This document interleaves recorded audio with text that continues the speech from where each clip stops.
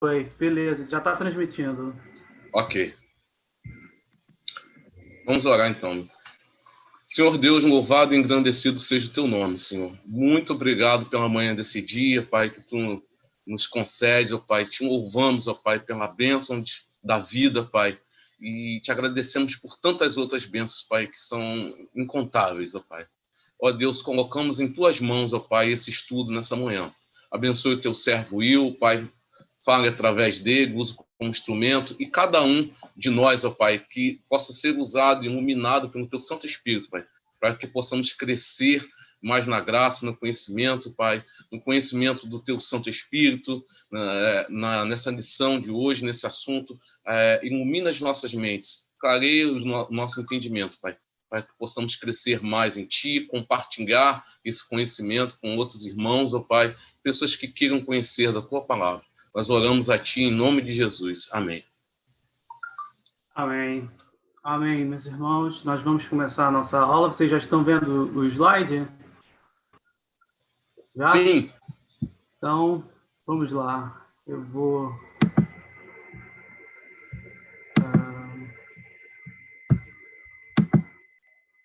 Meus irmãos, a lição de hoje ela é muito tranquila em termos de tempo. Eu acho até que a gente vai conseguir trabalhar tudo em, sei lá, talvez 40 minutos no máximo, né? Mas, em compensação, eu quero estimular vocês a participarem também, já que a gente vai ter um tempo melhor para isso, porque é um assunto também que dá o que falar, né?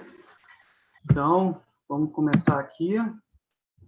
O pecado imperdoável. É a lição 18 do segundo caderno. Alguns de vocês estudaram. E aí eu coloquei essa imagem aí, que é muito... que ela diz muito a respeito, né? Tipo assim, caramba, eu cometi o pecado imperdoável. Essa é a primeira coisa que passa pela nossa cabeça, né? Será que eu já cometi esse pecado que é dito imperdoável? Então, a maioria de nós já escutou um pouco a respeito disso, mas do que se trata isso, né? Vamos tentar esmiuçar bastante esse tema.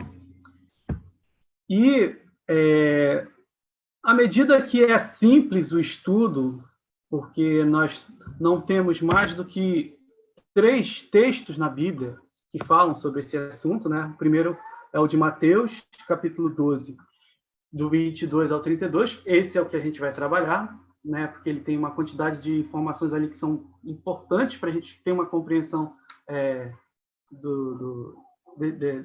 dessa questão. O de Marcos também, se alguém tiver curiosidade depois, pode ler, capítulo 3, do 20 ao 30. E Lucas, do 1 ao 12, né?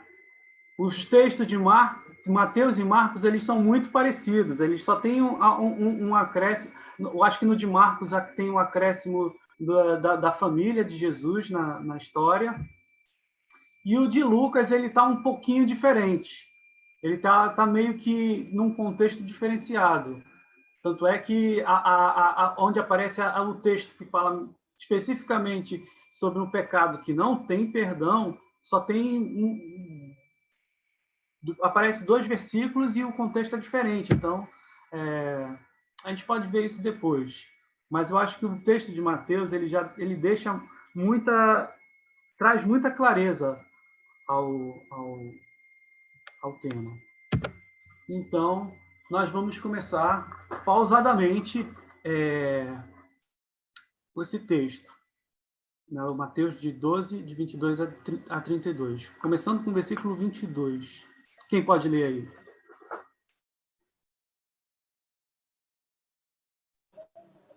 Posso ler? Então lhe trouxeram o endemoninhado,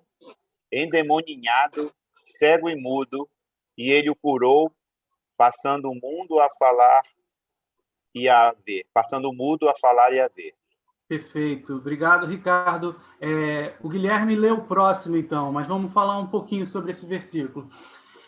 Vocês estão vendo o que está acontecendo aí. Eu grifei, eu destaquei na palavra endemoniado, porque ela é importante para que a gente entenda. Não é uma pessoa que está enferma, que vem procurando Jesus, né?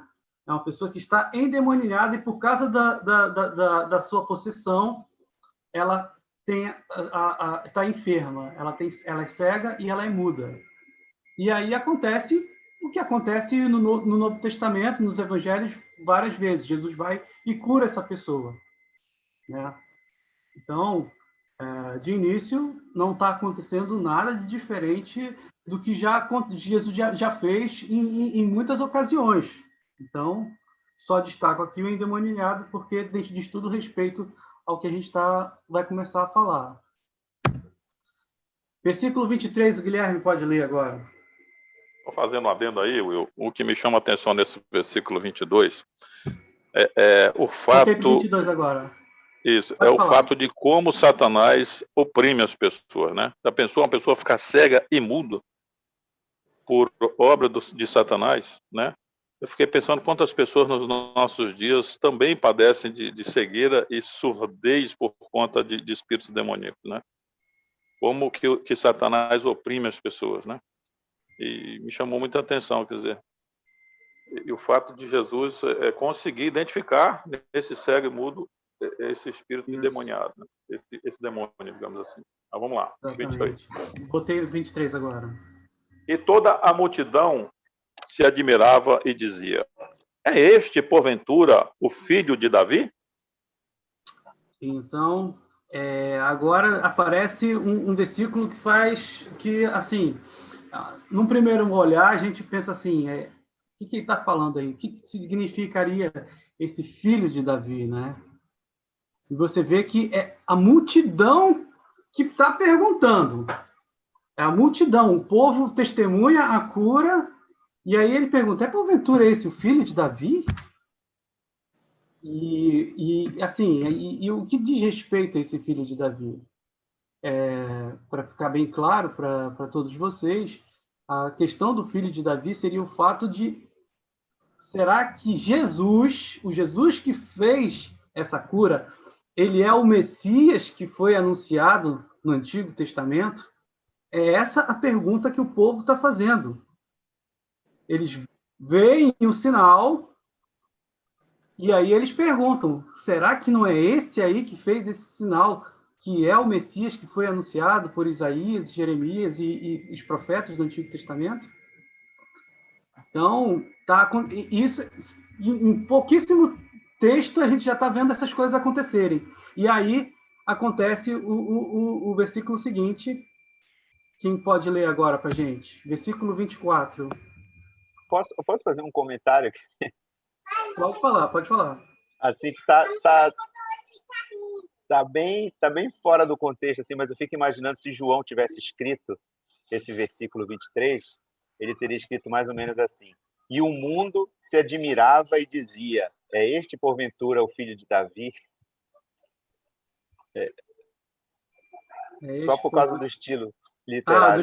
Do estilo. Ah, tá, entendi. Ele era muito... ele generalizava tudo, né? Igual como ele escreveu, e Deus amou o mundo de tal maneira... eu entenderia ele escrevendo isso aqui, e o mundo se admirava e dizia, é este, porventura, o filho de Davi? Só para a gente pensar um pouco. Perfeito. Passando aqui, esse é o versículo agora. Denilson, o próximo, vamos lá. Denilson, tá mutado. Opa, pode ir lá, Carlinhos, então. Vai, Carlinhos.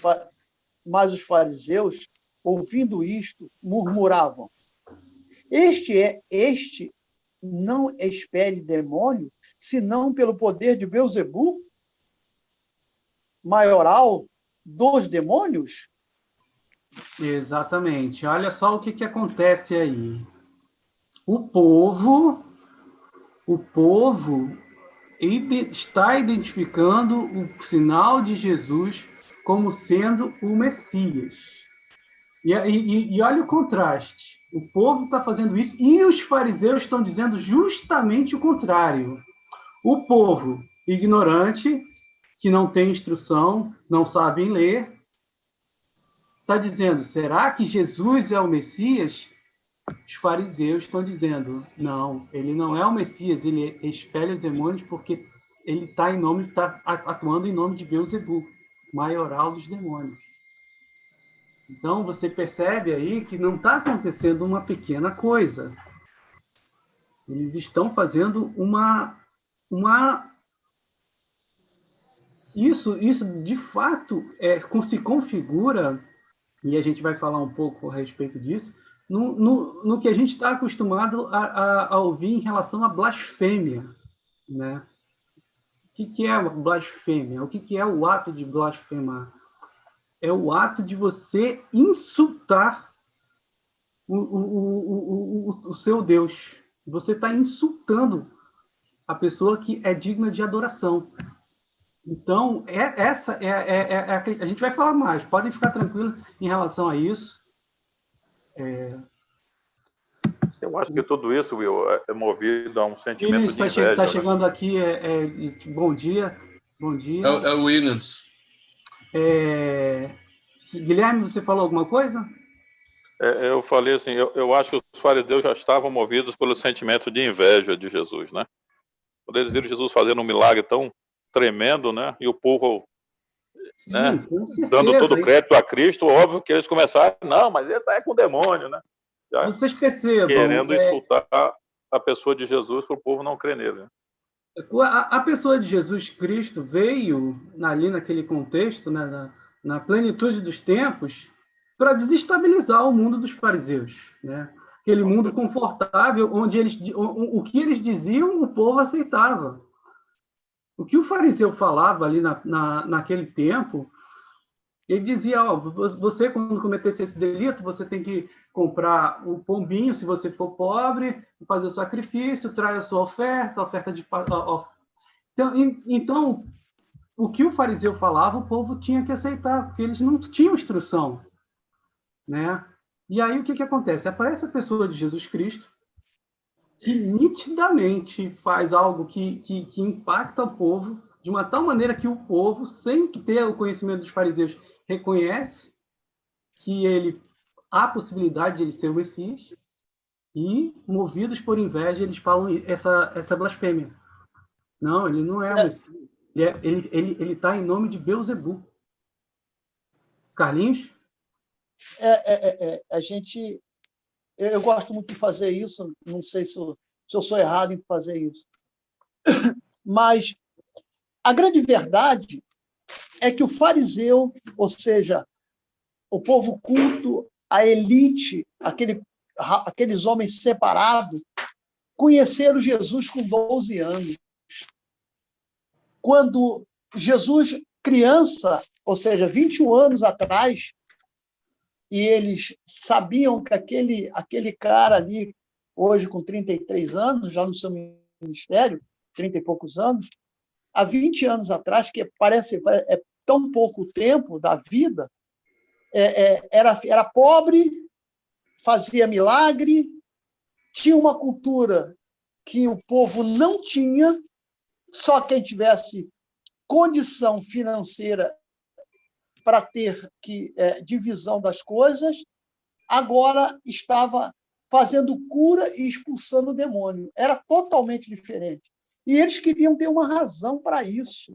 É nessa hora que a inveja bate bem maior no coração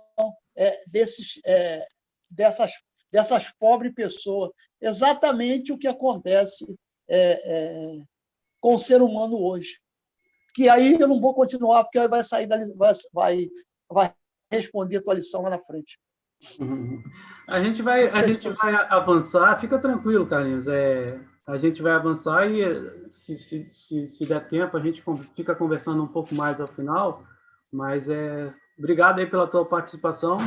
Fiquem à vontade aí para falar, viu? Vamos lá. Olha só o que Jesus fala a respeito disso. E aí já dá para ter uma dimensão do que está acontecendo. Percebam, não é simplesmente um pecado que é imperdoável e ponto, né? Sempre quando você for olhar, ainda mais num tema onde há poucos textos a respeito, isso daí fica aí uma lição para os nossos estudos, dos mais variados nas Escrituras. Sempre que você encontrar poucos textos que falam a respeito de um tema, você tem que olhar o contexto e tem que avançar nos seus estudos com mais atenção para você não incorrer num erro, tá? Porque tem poucas fontes para falar sobre isso. Então, olha o que Jesus vai falar no versículo 25 a 30. Quem pode ler? Eu posso. Jesus, porém, conhecendo-nos os pensamentos, disse: todo reino dividido contra si mesmo ficará deserto, e de toda cidade ou casa dividida contra si mesmo não subsistirá. Se Satanás espere a Satanás, dividido está contra si mesmo. Como, pois, subsistirá o seu reino? E se eu expulso demônios por Beelzebu, por quem expulsam os vossos filhos? Por isso, eles mesmos serão vossos juízes.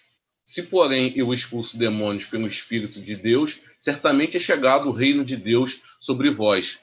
Ou como alguém entrar na casa do valente e roubar-lhe os bens sem primeiro amarrá-lo. E então lhe saqueará a casa. Quem não é por mim, é contra mim. E quem comigo não se ajunta, espalha.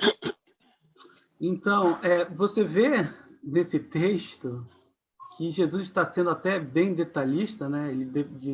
Ele usa aí de um bom espaço no texto para argumentar o óbvio, né? Você percebe que ele está falando ali uma coisa que não haveria necessidade nenhuma de ter se explicar, mas aconteceu, né? Ele teve essa acusação e ele está falando, mas como é que Satanás vai expulsar Satanás? O reino dele está destruído, né?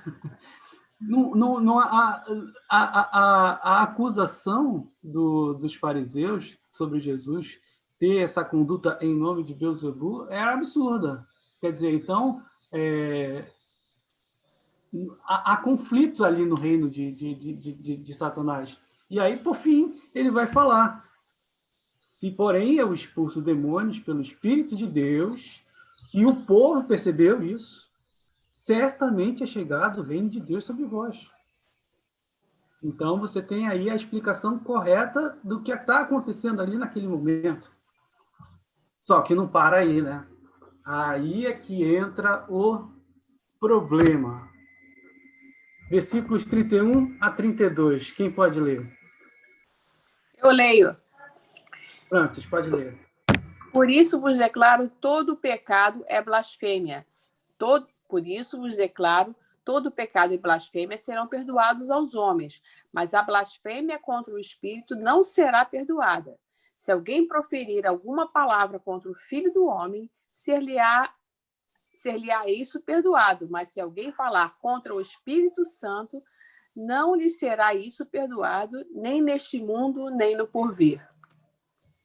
Então, agora aparece o detalhe principal, que é o fato de o pecado dos fariseus ser configurado como um pecado de blasfêmia contra o Espírito e ser imperdoável, né? E aí eu dou a palavra aí para quem quiser falar, e a gente, claro que a gente vai continuar caminhando, mas se alguém quiser falar alguma coisa que percebeu no texto e queira contribuir, fiquem à vontade. Essa aí eu quero falar, viu? Pode falar. Amado, olha só. Esse aí é algo muito importante, em especial nos dias de hoje. Já imaginou alguém cheio do Espírito Santo e alguém dizer: ih, rapaz, esse cara aí tá com espírito demoníaco, entendeu? Então, nos dias de hoje, o que nós precisamos é justamente esse discernimento, em especial a própria igreja, que por não praticar, por não dar assim, uma visão maior quanto a isso, às vezes vê alguém com o Espírito Santo, mas não discerne, entendeu? Ao contrário, às vezes até abandona aí. Então, essa blasfêmia contra o Espírito Santo, ela justamente está inserida nesse contexto. Por quê? Porque, com certeza, quando eles viram Jesus fazer o que fez, eles sabiam que ali tinha algo. Como o Carlos falou, Eles conheciam Jesus desde os 12 anos, entendeu? Eles sabiam que aquele era o Espírito Santo. Mas por que eles fizeram aquilo? É justamente a desobediência. Eles preferiram blasfemar do que dizer, não, realmente ele está cheio do Espírito Santo e ele é o Filho de Deus. Tu tá entendendo? Então, eu acredito que nos dias de hoje realmente é uma necessidade muito grande do discernimento do Espírito, entendeu? Perfeito. Obrigado pela contribuição. O que o Igor falou realmente é o ponto central, né? Agora, no final, que eles conheciam, né? Se eles conheciam o Espírito Santo e falaram contra ele, esse se constitui o pecado, né? Por conhecerem e negarem, né? Insultarem, né? Isso é um tipo de insulto, né? Uhum. Agora, com relação ao discernimento, eu creio que ele estivesse falando de discernimento de espírito maligno, né? Não no caso, discernir o Espírito Santo, né? Partindo do pressuposto que uma pessoa é salva, que conhece ao Senhor, ela recebeu o Espírito Santo, ela é morada do Espírito Santo. E esse fato, né? Ela buscar o Espírito Santo nem depende da instituição para ele ter discernimento de outro espírito maligno. A própria busca dele, né? O próprio conhecimento da palavra, né? Ele vai dando discernimento. O próprio Espírito de Deus dá discernimento a ele. Não precisa ser ensinado isso, né? Quem ensina é o próprio Espírito. Eu costumo transportar esse assunto um pouco lá para o momento quando Pilatos vai julgar Jesus. Parece até que eu estou saindo do tema. Pilatos vai julgar Jesus, a mulher de Pilatos sonha durante a noite, sabe que aquele é o Filho de Deus, mesmo tendo um ato político, um ato bem político mesmo, na hora do julgamento de Jesus. A gente observa que Pilatos seria a hora de Pilatos fazer essa blasfêmia. Mas Pilatos, por medo e por respeito, Pilatos esperava que Jesus dissesse: eu sou o rei dos judeus, eu sou o rei nesta terra.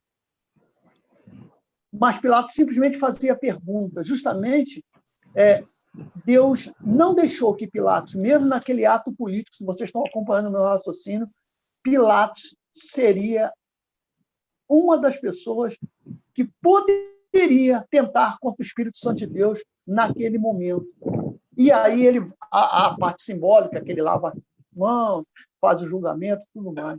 Mas se a gente observar a história ali por trás, a gente percebe que Pilatos tinha mais condição de blasfemar contra o Espírito Santo de Deus do que esses pobres e miseráveis fariseus, que somos a gente hoje, às vezes.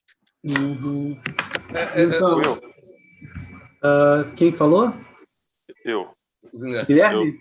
Eu também falei, mas alguém falou junto aí. Pode falar. O que eu entendo aqui é a blasfêmia do Espírito Santo, né? Tudo que os irmãos colocaram aí tem sempre esse fundo de verdade, né? Mas a gente ressaltando a obra do Espírito Santo é iluminar as nossas mentes, né?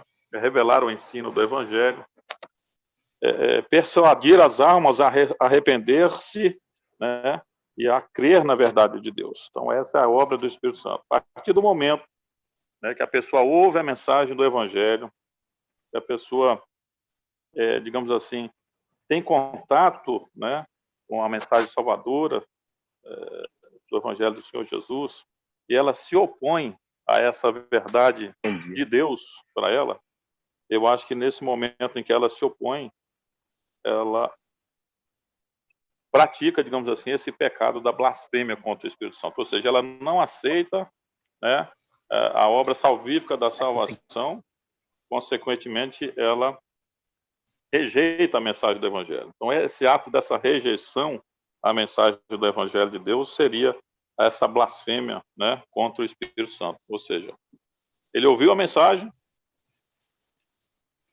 entendeu a mensagem, mas não quis saber da mensagem. Assim como os fariseus estavam ouvindo do próprio Cristo, né? que também faz parte da Trindade, Espírito Santo, estava ouvindo a verdade do Evangelho e preferiram, por inveja, né, por malícia, ser contra aquilo que Cristo falava, dizendo que ele estava possuído pelo inimigo, né, pelo próprio Satanás. Então é isso. Pode falar, Denilson. Eu até pegando um gancho do que o Carlinhos falou, eu estava pensando aqui, foi até interessante, bem pontuado por ele, mas se a gente botar os dois lado a lado, botar Pilatos e os fariseus lado a lado, se a gente for analisar um e o outro, e até juntando com o que o Guilherme falou, os fariseus tinham conhecimento da palavra, eles estudavam a palavra, eles viviam no tempo, então a gente parte do pressuposto que eles conheciam, sabiam o que estavam falando, até citar o Espírito Santo. E quando você compara Pilatos, ele tinha, com relação a esse assunto, uma certa ignorância. Ele não sabia nem que terra estava pisando ali, né? Então, é bastante interessante diferenciar, né, que quando a gente fala desse pecado, ele normalmente ele é oriundo de quem já conhece mesmo. Então, uma atitude deliberadamente, teórica, pode-se dizer, pensada. Ele sabe o que está fazendo, né? Aí então, se constitui uma falta gravíssima. Isso, eu acho, dentro desse ponto de vista, tanto quem sabe quanto quem não sabe, digamos assim, ouviu do Evangelho e não quis saber, irmão, você já está cometendo aí esse pecado contra o Espírito Santo. Você não quer saber da mensagem do Espírito Santo. Agora, se Pilatos ocorreu, se a mulher falou, mas assim, ele estava diante do próprio Cristo, né? E viu em Jesus a inocência. E mesmo assim, por pressão dos fariseus e do povo, ele não quis saber, condenou Jesus à crucificação. Então, quando ele o condena à crucificação, sabendo que ele é inocente, agindo contra a sua própria consciência, no meu ponto de vista, houve aí esse pecado da blasfêmia contra o Espírito Santo também. Entendo. E já partindo do pressuposto que a blasfêmia não tem perdão, aí a gente poderia inferir que todo mundo que recusa a mensagem do Evangelho está blasfemando. Assim, eu acho que é muito forte isso. Ela está pecando, mas cometendo a blasfêmia contra o Espírito Santo. Assim, eu tenho reservas em dizer isso, porque eles, de repente, estão na ignorância. E até um dos versículos fala que Jesus, crucificado, ele poderia dizer que todo mundo que estava ali assistindo aquele show de horrores estaria pecando. Vocês todos estão blasfemando. Mas ele fala assim: Pai, perdoa esse pessoal aí, porque eles não sabem o que estão fazendo. Então, assim, ao meu ver, tem uma distinção, né, nesse aspecto. Entendi. Deixa eu botar uma pimenta nesse angu?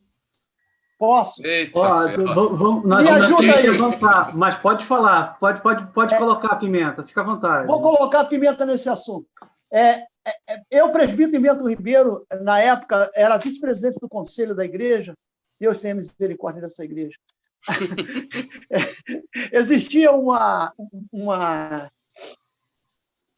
um membro da igreja, eu demorei a pensar que eu queria falar, um membro da igreja, ele teve um AVC e ele ficou com alguma deficiência, muita dificuldade para andar, para dirigir. Ele tinha um Fusquinha que ele cuidava com muito carinho, e ele era uma pessoa que frequentava praticamente todos os trabalhos da igreja. E conversando com ele, e não era só para mim que ele falava isso, ele perguntava, aliás, eu te falei membro da igreja, ele não era membro da igreja. Uma vez conversando com ele, ele falou: quando é que o irmão vai se decidir a se batizar na igreja, a filiar à igreja de Bento Ribeiro? Ele falou: mas eu já sou da igreja já. Não, você vem na igreja, você participa de todos os cultos. Ele falou: assim que Deus me curar. Essa é a pimenta. Se Deus me curar, eu me batizo nessa igreja. Eu entrego meu dízimo, eu faço tudo direitinho. Mas eu não só me batizo o dia que Deus me curar. Porque se Deus não me curar, eu não me batizo nessa igreja. Porque eu sofro muito com essa doença. Aí é a pimenta. Ele estava blasfemando contra o Espírito Santo de Deus. Ele se batizou? Não, também não foi curado. Morreu aleijado e cada vez pior. Caramba! Olha só. Vamos. Agora, tudo bem, todo mundo já se posicionou, quer dizer, alguns se posicionaram a respeito desse tema. Agora a gente vai avançar um pouquinho mais com respeito ao estudo da lição, porque o Sproul ele vai colocar algumas coisas, algumas percepções sobre esse texto. Esse texto ele é bem abrangente, dá para a gente conversar bastante a respeito disso, mas olha só esses detalhes que vão aparecer agora. Isso aqui é muito interessante, porque é o primeiro que ele faz. A blasfêmia contra o Espírito Santo não pode ser equiparada com o homicídio ou o adultério. Por que ele coloca o homicídio e adultério, né? Porque a grande maioria das pessoas pensa assim, poxa, se há pecados que... claro que tem pecados até piores, né, do que esses dois. Mas se a gente pensar assim de uma maneira prática, né? Se a gente pensa em algo que é não perdoável, a gente vai logo pensar em assassinato e adultério, né? Mas ele está falando, ele pontua isso, que a blasfêmia contra o Espírito Santo não configura esse detalhe. E qual é a referência que ele dá? É o fato, o que aconteceu com Davi e Batseba. Vocês lembram bem desse episódio, né? Onde Davi comete os dois.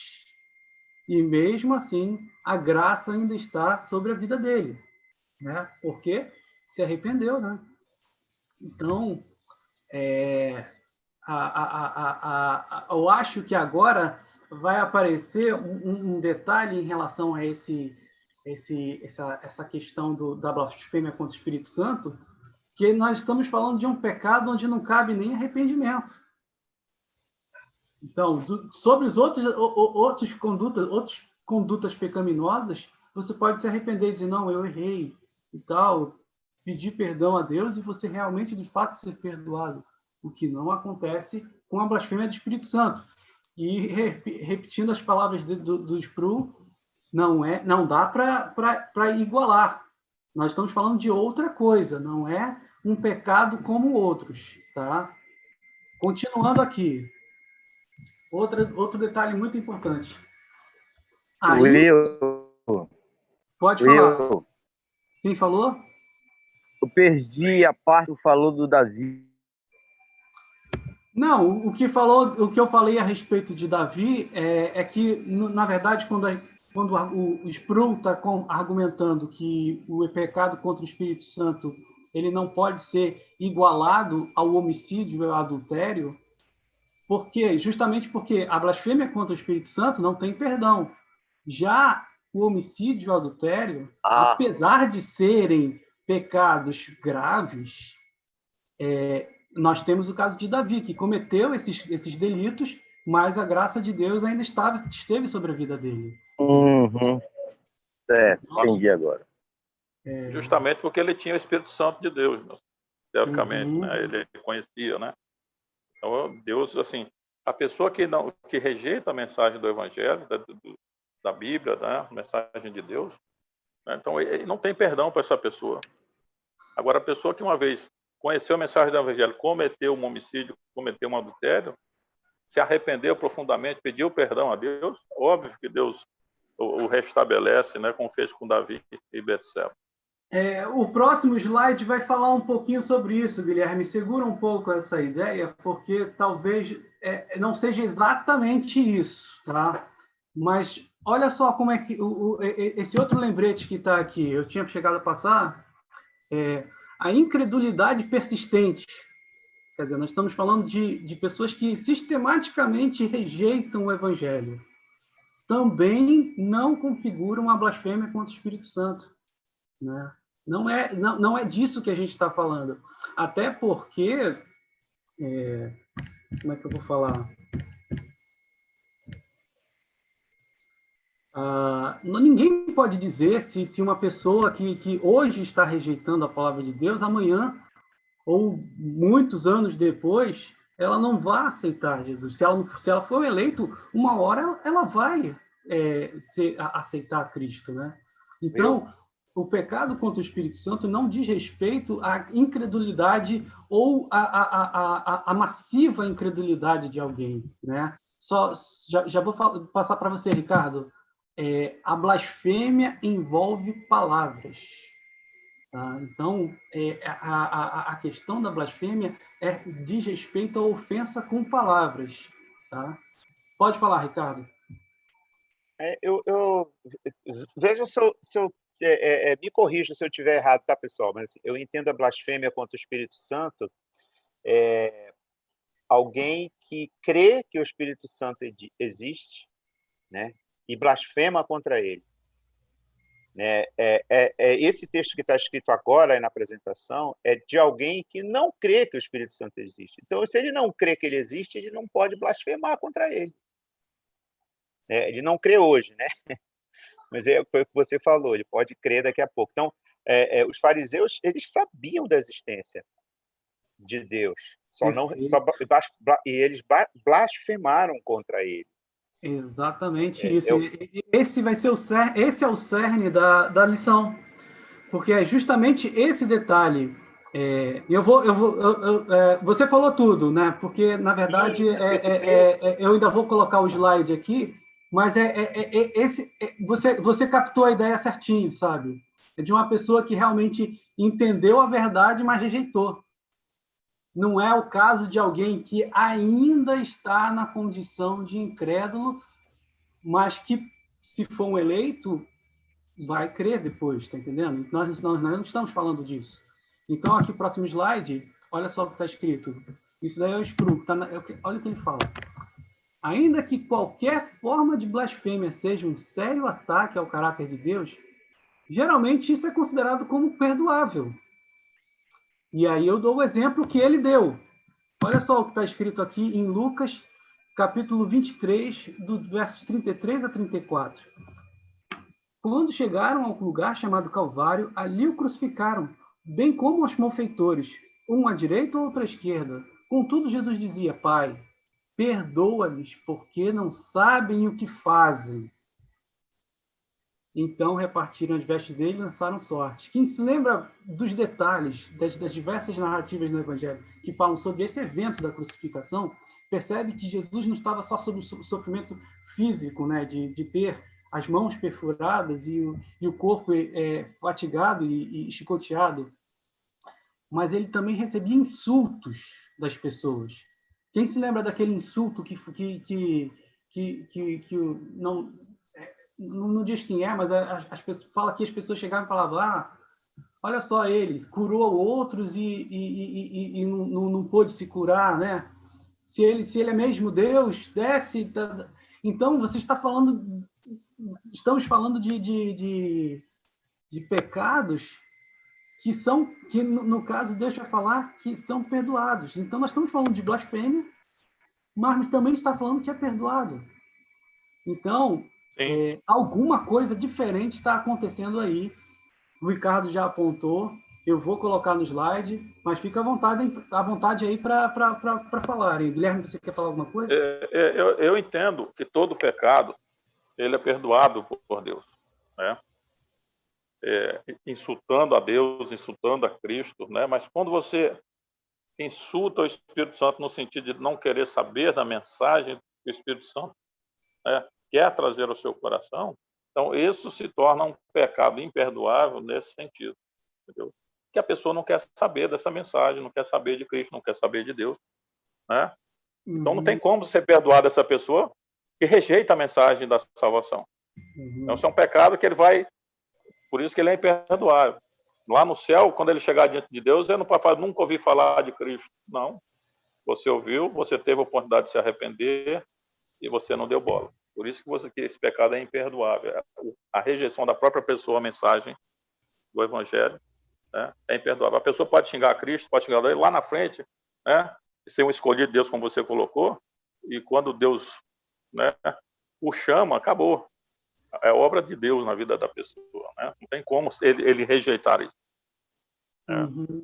Eu entendo também que só blasfêmia contra o Espírito Santo aquelas pessoas que não são eleitas por Deus, que não são regeneradas, né? são aqueles que não foram escolhidos para serem vasos, né, de honra, como fala lá em Romanos.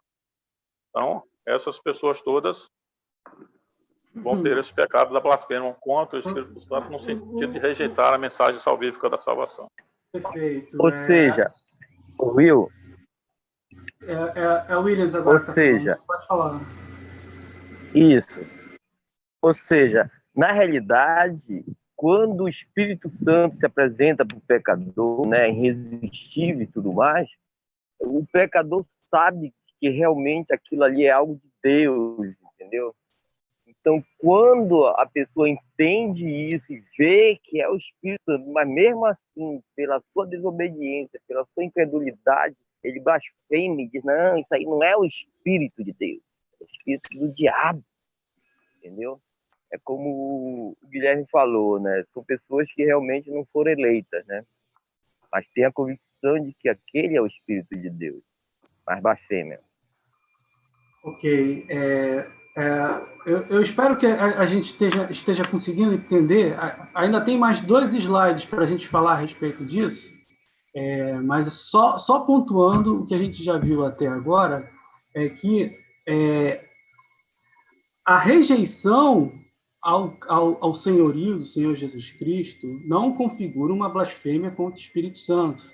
Tá entendendo? A simples rejeição não é uma blasfêmia contra o Espírito Santo. Como nós falamos, a blasfêmia ela envolve palavras. É você fazer aquilo que os fariseus fizeram. Não, ele não faz isso em nome do Espírito Santo, ele faz isso em nome de Beelzebul. Isso é uma blasfêmia. Ele está fazendo uma inversão ali da realidade, tá? Está usando palavras para demonstrar isso, sendo que o fariseu rejeitou previamente, obviamente, havia uma rejeição a essa realidade, só que se ele tivesse ficado calado, ele não teria cometido a blasfêmia. Se ele tivesse só rejeitado, não haveria essa questão do pecado ser imperdoável. O problema é que ele vai lá e fala. Ele vai lá e diz aquilo, a ofensa. Então, ficou claro? Tá mais ou menos claro o que está acontecendo? A gente não pode dizer que a blasfêmia contra o Espírito Santo seja apenas a rejeição. É algo um pouco mais perverso, né? Você está realmente desconfigurando o Filho de Deus com respeito ao seu senhorio. Está destituindo ele do trono dele, com as palavras. Então, é isso que está acontecendo com a blasfêmia do Espírito Santo. Vamos avançar mais um pouco ou alguém quer falar alguma coisa? Eu entendo que é tudo isso aí, Will. E geralmente a pessoa, quando não aceita a mensagem do Evangelho, ela se declara. Ela mesma fala com as suas próprias palavras que rejeita e por que ela rejeita, entendeu? Então, o ato dela rejeitar, não, que seria proferido até com palavras. Eu não aceito porque... Entendeu? Eu não aceito o sacrifício de Cristo, eu não aceito a obra salvífica, né, a obra da salvação, porque eu entendo assim. Eu entendo que a salvação é por obras. Então, Cristo morreu porque ele quis morrer. Mas se você não fizer boas obras, você não é salvo, como diz os Espíritos. Só para pontuar, então, Guilherme, isso que você está falando, como eu pontuo aqui, não é uma blasfêmia contra o Espírito Santo, mas eu não estou dizendo que não é uma pessoa que está num estado de graça. Obviamente não está. E nós estamos falando que se a pessoa que está dizendo essas coisas, que ela rejeita porque não pensa desse jeito, e ficar assim até a sua morte ou a vinda de Cristo, ela está condenada. Nós não estamos falando aqui de condenação, tá? Nós sabemos que a questão de não ser um eleito, você não ser um redimido do Senhor Jesus Cristo, já lhe configura uma pessoa que está em juízo e que merece o inferno, que é a nossa condição natural. Mas não é disso que a gente está falando. A gente está falando da questão de cometer um deslize que não pode trazer perdão, entendeu? E aí, olha só para tentar esclarecer, e a gente pode continuar conversando sobre isso. Olha o que esse teólogo aqui fala. Herman Bavinck é um importantíssimo teólogo para a teologia reformada. O livro dele, né, o Dogmática Reformada, é um tem uma contribuição muito grande para a nossa doutrina, né? Para o nosso entendimento da verdade. Olha o que ele fala a respeito do pecado imperdoável. Consiste em uma atribuição consciente e deliberada daquilo que foi claramente percebido como obra de Deus à influência e atividade de Satanás. Isto é, na deliberada blasfêmia contra o Espírito Santo, uma declaração desafiadora de que o Espírito Santo é o espírito do abismo, de que a verdade é uma mentira, de que Cristo é o próprio Satanás. Sua motivação, então, é o ódio consciente e intencional contra Deus e contra aquilo que é reconhecido como divino. Sua essência é pecado em sua manifestação máxima, a revolução completa e consumada, colocando Deus no lugar de Satanás e Satanás no de Deus. Seu caráter não é mais humano, mas demoníaco. Agora, eu acho que já deu para ter uma dimensão um pouco mais esclarecida a respeito da blasfêmia contra o Espírito Santo, não é? Você percebe que é o ato de, com palavras, você realmente dizer a inverdade de que Deus não é Deus. Deus faz a inversão. Deus é o diabo. Está entendendo? É isso que está acontecendo no pecado contra o Espírito Santo. E, para finalizar, as palavras do Sproul. Se as pessoas são iluminadas pelo Espírito Santo a ponto de saberem que Jesus é verdadeiramente o Cristo, lembrem-se da conduta dos fariseus, e então o acusam de ser satânico, então cometem pecado para o qual não há perdão. Então, gente, então a questão da iluminação do Espírito Santo faz toda a diferença para você entender o que é uma blasfêmia contra o Espírito Santo. Uma blasfêmia que uma pessoa desfere, que não foi de alguém que não teve a revelação, que não aconteceu ali um sinal claro, não configura uma blasfêmia contra o Espírito Santo. E repito, aquele que diz uma blasfêmia hoje, amanhã pode ser que ele seja uma pessoa que mude a opinião e vai ser redimido. O problema é quando isso acontece ao nível da iluminação do Espírito Santo. E aí a pessoa rejeita ela. E nós estamos falando de pessoas que... Não estamos falando de pessoas que estão fazendo isso por ignorância. Nós estamos falando de pessoas que deliberadamente estão revoltadas contra Deus. Ficou claro, gente? Eu vou aqui interromper. Eu acho que não tem mais slide. Deixa eu ver se eu botei mais um. Não botei. E agora eu estou terminando aqui. E aí a gente volta para conversar um pouco. Guilherme está falando, pode falar. Carlinhos depois. Entendi, Ricardo, Will. Ricardo, pode falar. Eu pensei que o Ricardo queria falar. Não, eu vou falar depois, mas é que o Guilherme e o Carlinhos estão na vez aí. Estão na vez? Então, termina aí e a gente entra na discussão. Eu não vi a ordem. Então, vamos fazer o seguinte. Guilherme fala, Carlinhos depois... E depois o Ricardo. É essa a ordem que estava? Porque, como ninguém levantou a mãozinha no aplicativo, aí eu... E quem tá com o PowerPoint aberto não tem como ver quem fez a primeira pergunta. Quem levantou a primeira mão? Eu queria só ler um texto aqui da Bíblia de Genebra, também, que fala um pouquinho a respeito. Fala assim: quando a influência do Espírito é deliberada e conscientemente recusada em oposição à luz, então o pecado irreversível pode ser cometido como um ato voluntário e deliberado de malícia. Em resposta a esta atitude, há um endurecimento do coração vindo da parte de Deus que impede o arrependimento e a fé. Está lá em Hebreus 3, de 12 e 13. Neste caso, Deus permite que a decisão da vontade humana seja permanente. Deus não faz isso levianamente e sem causa, mas em resposta a um ultraje cometido contra o seu amor. Aí continua: uma pessoa que quer arrepender-se, isto é, que quer desfazer-se dos pecados que tenha cometido, não sofreu esse endurecimento e não cometeu o profundo ato de ódio que Deus determinou, não será perdoado. Qualquer pessoa que nasceu de novo não cometerá esse pecado, porque o Espírito vive nela e Deus não está dividido contra si mesmo. 1 João 3,9. Aí Perfeito, continua. Os Guilherme. outros versículos que tratam... Não. Guilherme, Só isso, foi muito bom pontuado esse texto. Bíblia de Genebra, não é?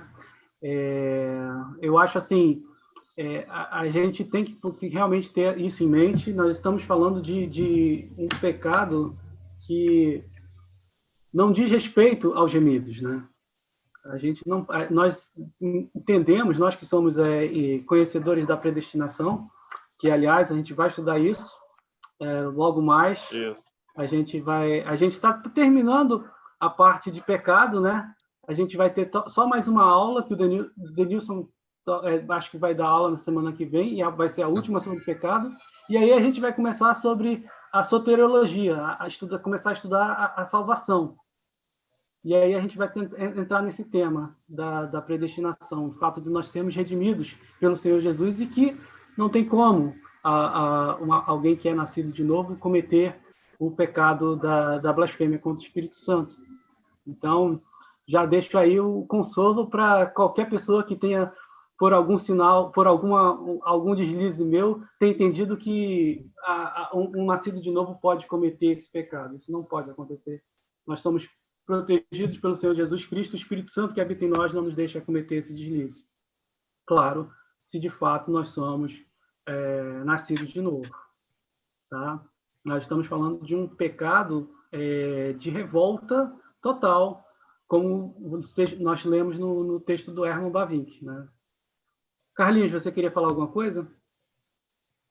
São duas palavras que o Guilherme acabou respondendo. Na verdade, os fariseus já tinham tudo planejado e arquitetado.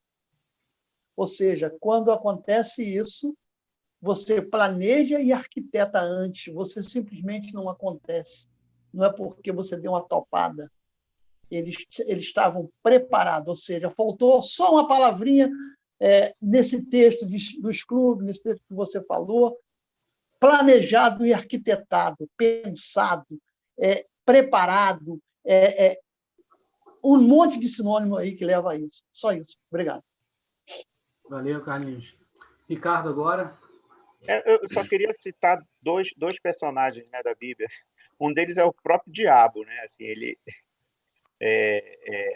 sabia quem era Deus, ele tinha pleno conhecimento de quem era Deus e mesmo assim se revoltou contra ele, né? Eu posso, assim, vou falar uma besteira aqui, mas eu imagino o diabo como uma pessoa, um ser muito ingênuo, né? Quem é que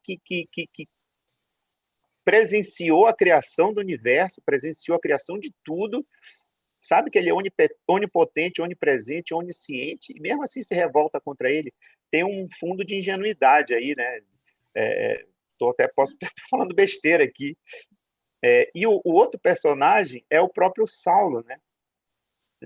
Aí os textos aqui, né? E lançando-o fora da cidade, o apedrejaram. As testemunhas deixaram suas vestes ao pé de um jovem chamado Saulo e apedrejavam Estevão, que invocava e dizia: Senhor Jesus, receba o meu espírito. Então, ajoelhando-se, clamou em alta voz: Senhor, não lhes impute este pecado, né?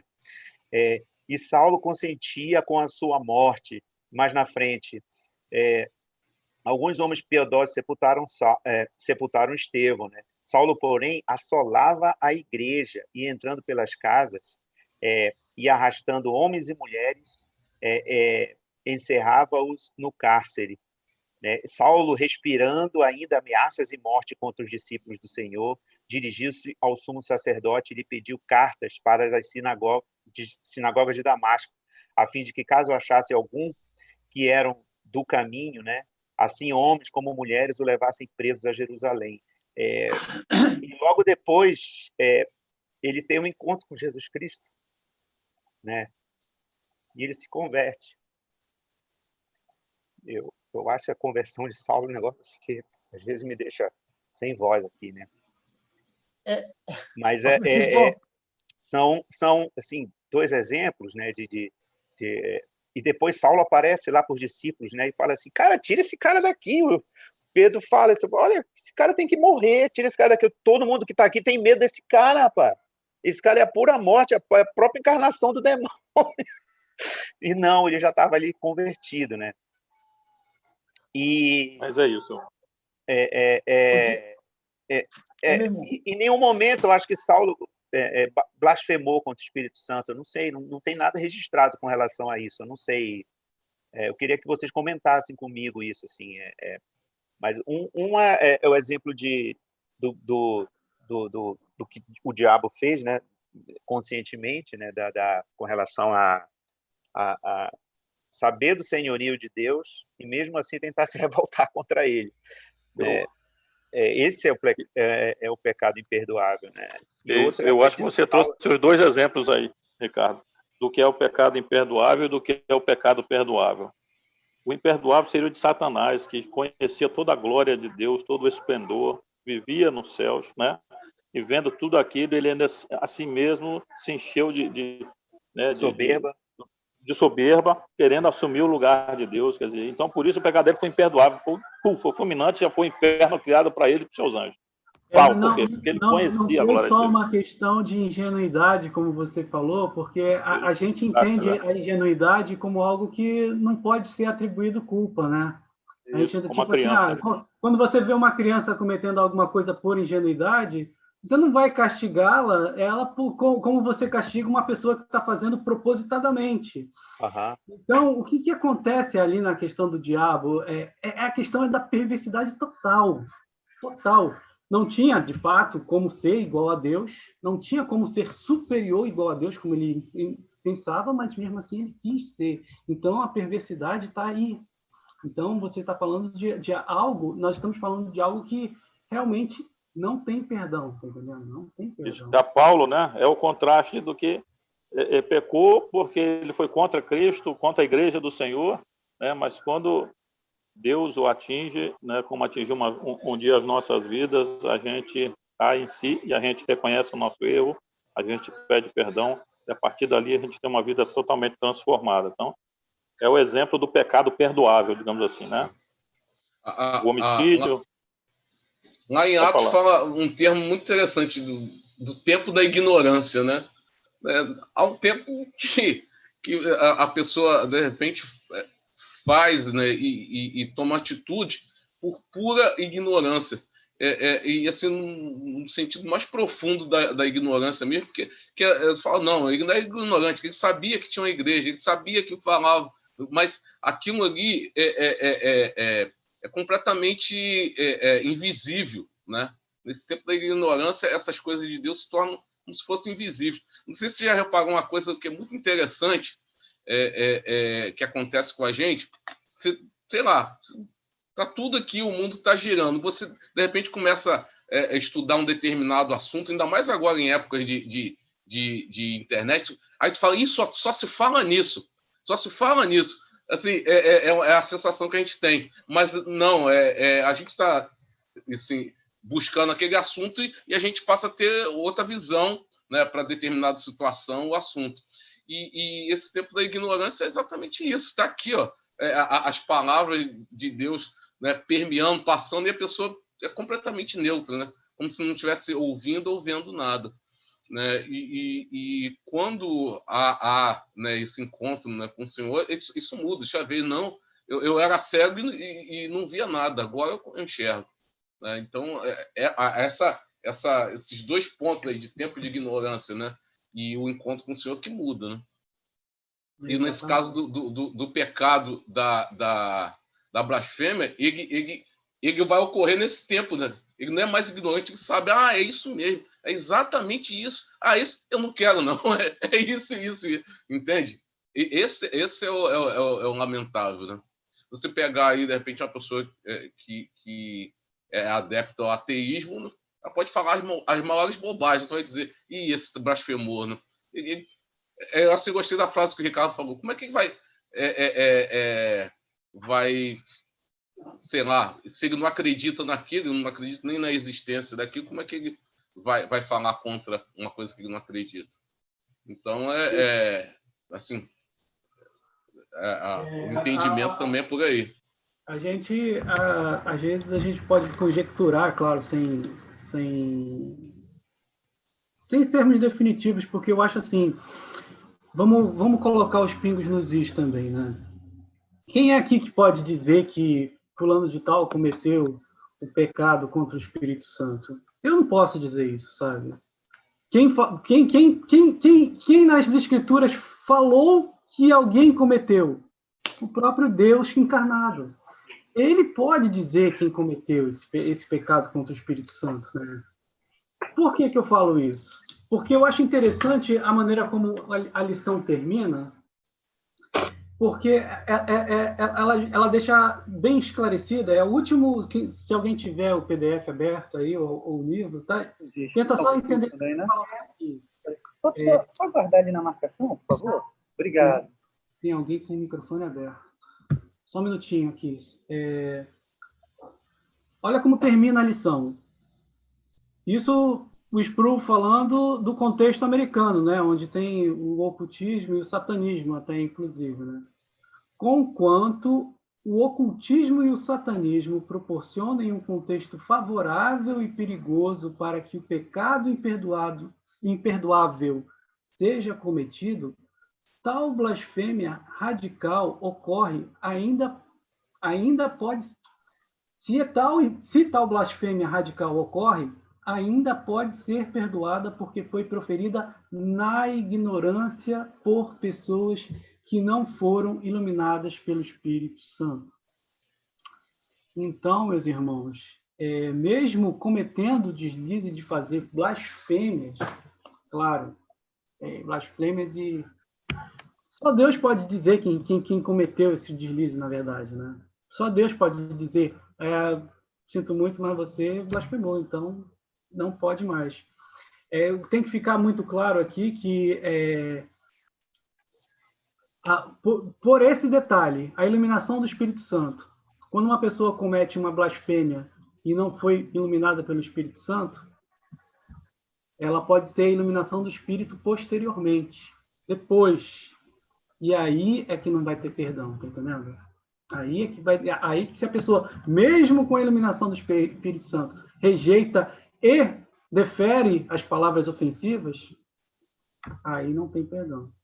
Ficou claro, meus irmãos? Eu acho que... Will, pode falar, Denis. Eu até me lembrei do exemplo lá do Carlinho, daquele rapaz lá da igreja de Bento Ribeiro que ele falou, e até me lembrei um outro detalhe, assim, em cima do que o Carlinho falou, que ele falou que se Deus não curasse ele não ia aceitar. Não sei, a gente estava cogitando se era blasfêmia ou não.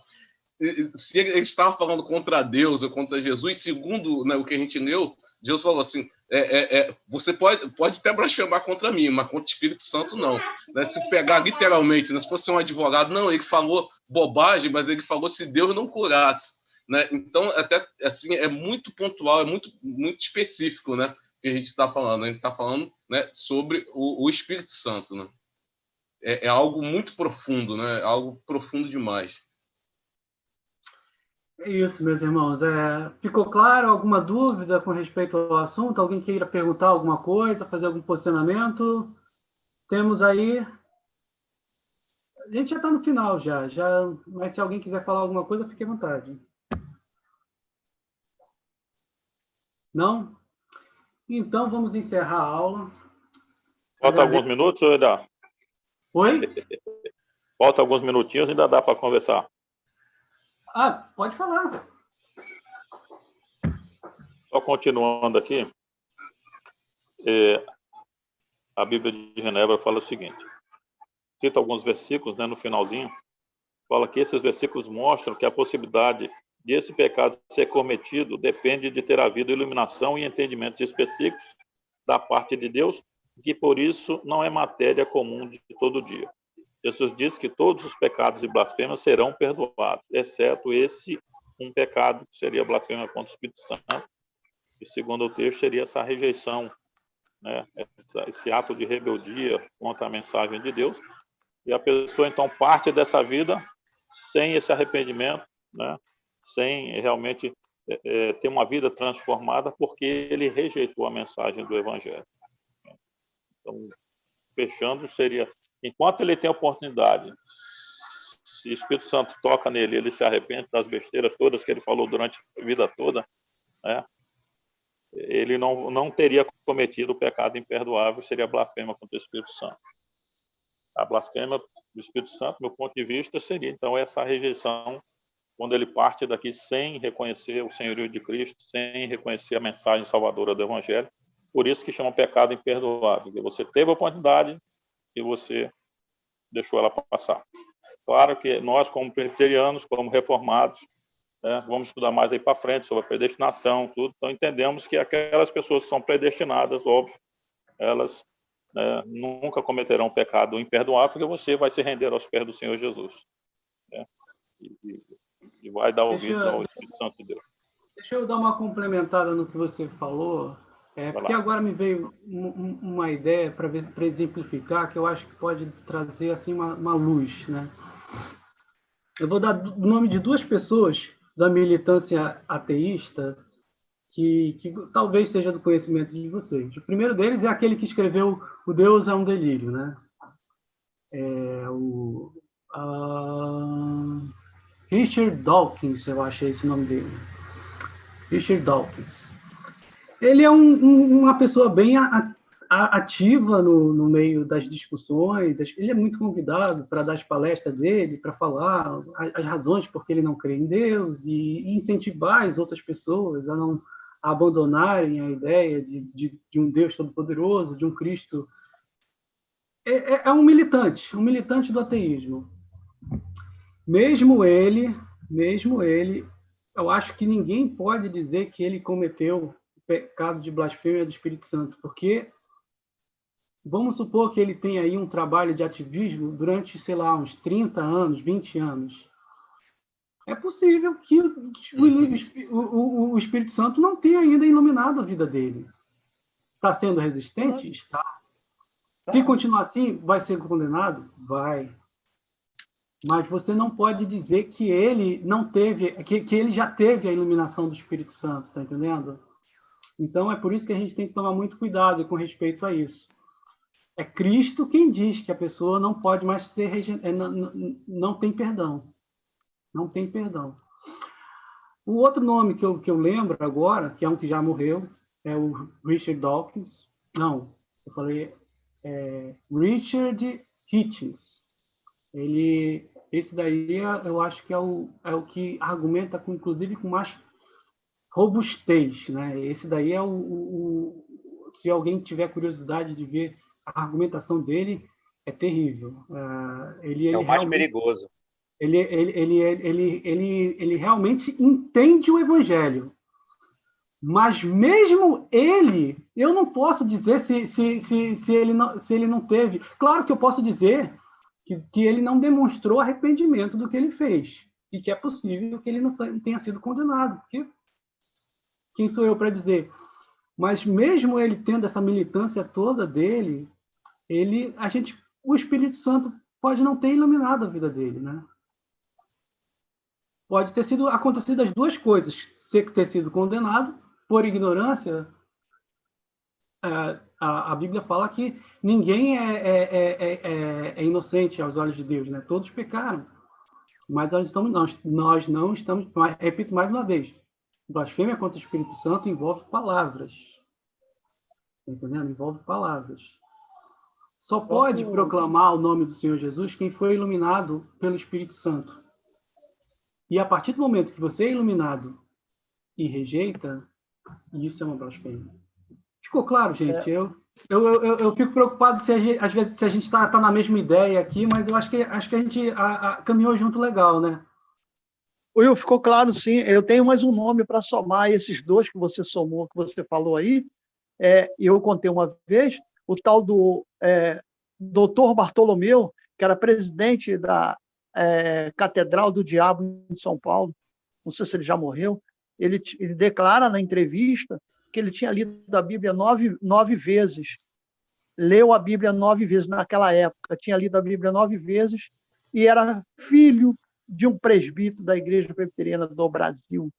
Então, e ele era presidente da Catedral do Diabo em São Paulo.